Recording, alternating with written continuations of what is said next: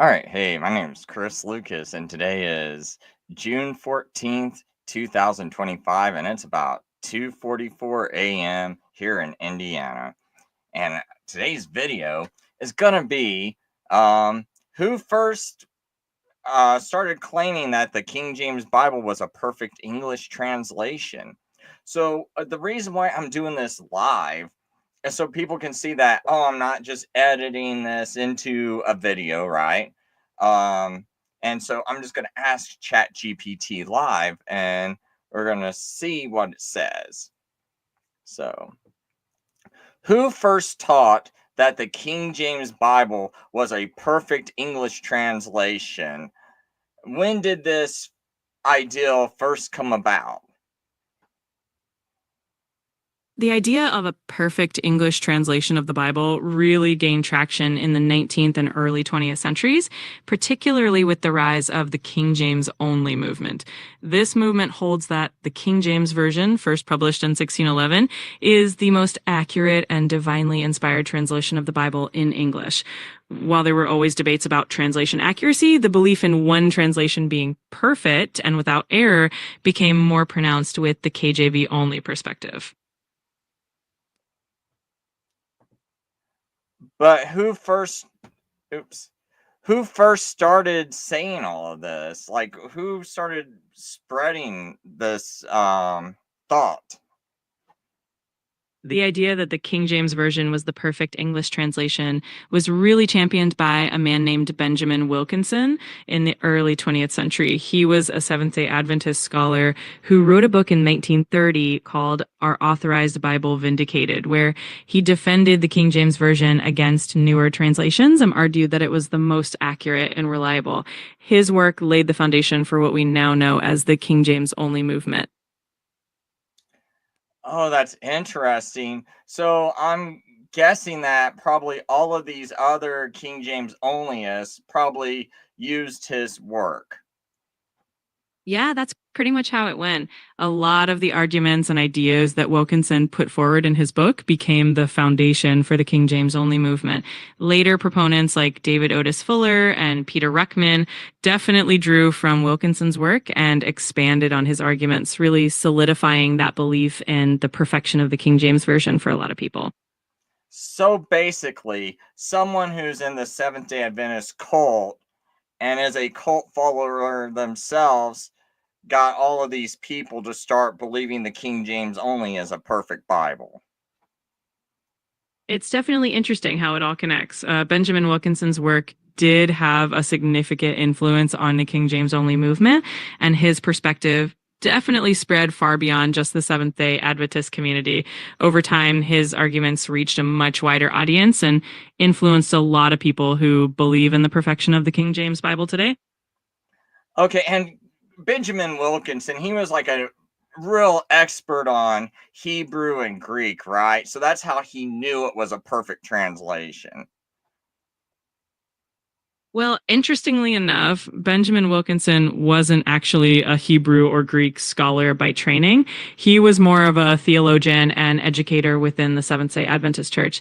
His defense of the King James Version was more rooted in his theological beliefs and his distrust of newer translations rather than a deep scholarly understanding of the original biblical languages.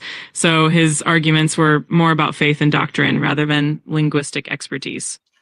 So he just asserted it was perfect without proof. Like he never got with a bunch of other experts and they all decided it was perfect. He just kind of asserted it or just said it and everyone started believing it.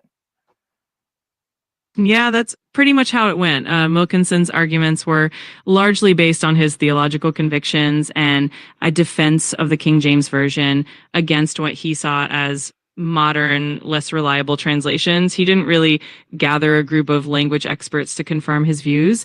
Instead, his book resonated with people who were already inclined to trust the King James Version and were skeptical of newer translations. Over time, his assertions kind of took root and grew from there.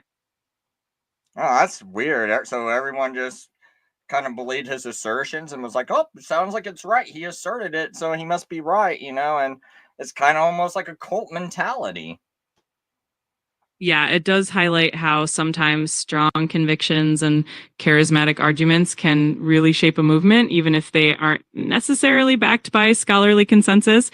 People who were already inclined to trust the King James Version found a lot of reassurance in Wilkinson's assertions, and that helped the movement grow. It definitely shows how belief and community can sometimes outweigh evidence for a lot of people. So was Otis Fuller, who was the first person to start promoting Benjamin Wilkinson's work, was he open about Benjamin Wilkinson being a Seventh Day Adventist, um, and did Otis Fuller actually consult other experts to verify that this was a perfect Bible? And did Otis Fuller himself have any kind of background in Hebrew language expertise or Greek expertise? David Otis Fuller, who was a well known Baptist minister, did play a big role in promoting Benjamin Wilkinson's ideas. He published Wilkinson's arguments in a book called Which Bible in the 1970s, but he didn't really emphasize that Wilkinson was a Seventh day Adventist. Fuller was more focused on the arguments themselves rather than the background of the person who made them. As for consulting other experts, Fuller didn't really gather a team of Hebrew or Greek scholars to verify the claims either.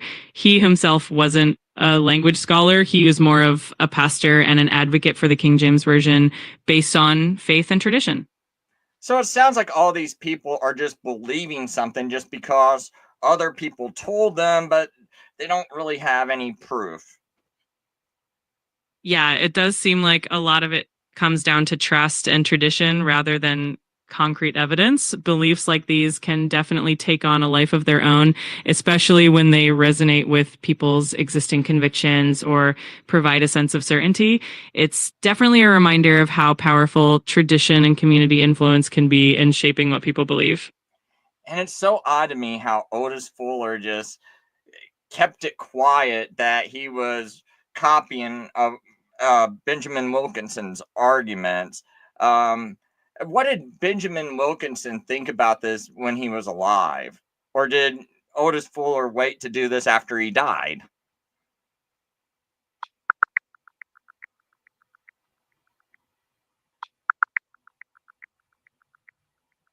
So Otis Fuller did indeed publish Benjamin Wilkinson's arguments after Wilkinson had passed away.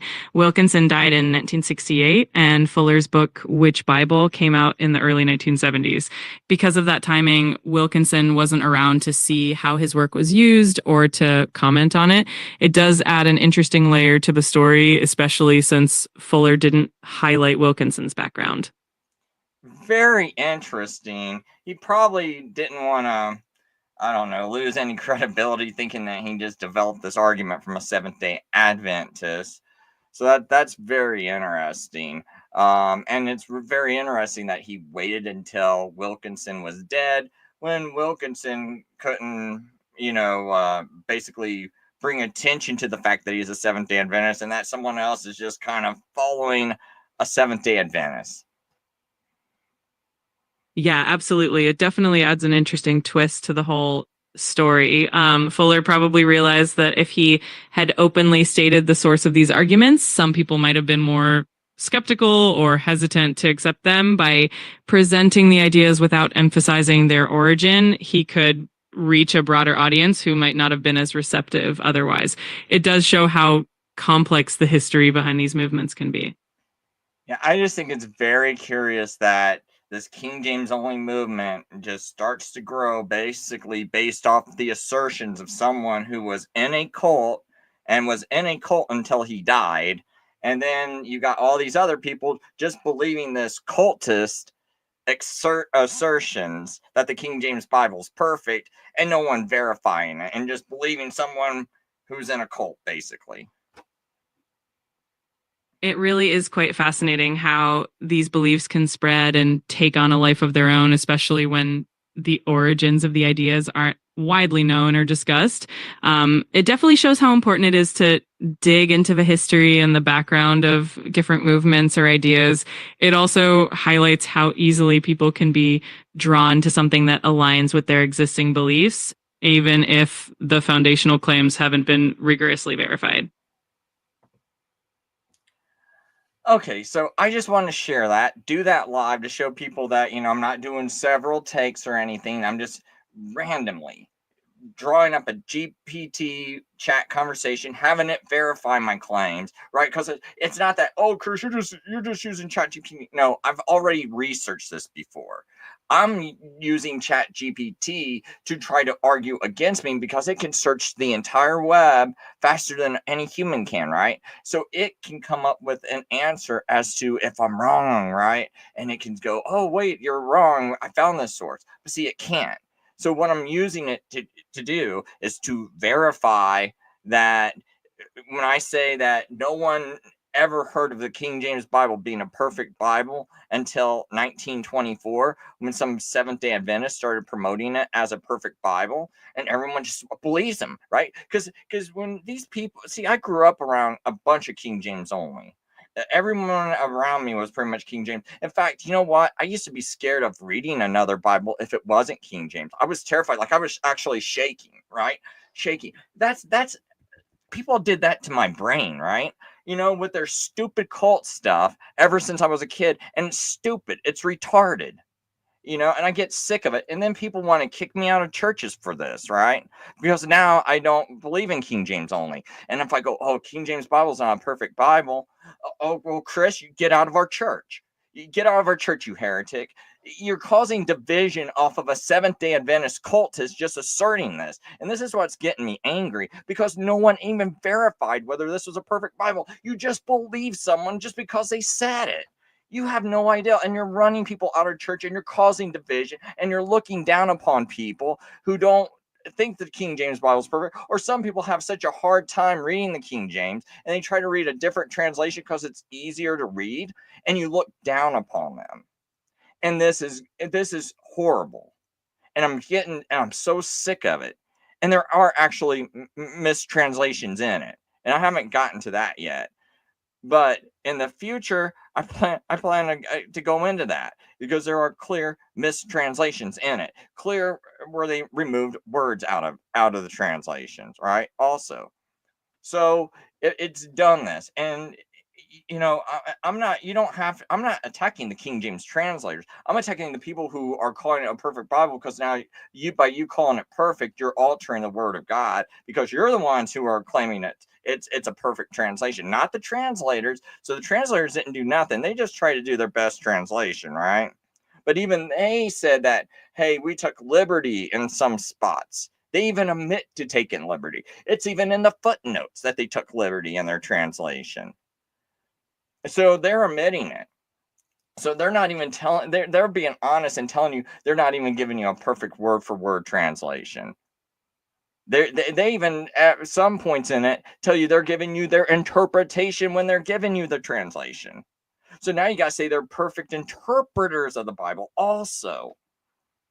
Not just translators, interpreters, because even they admit that they're interpreting the Bible, right? In spots where they're translating it.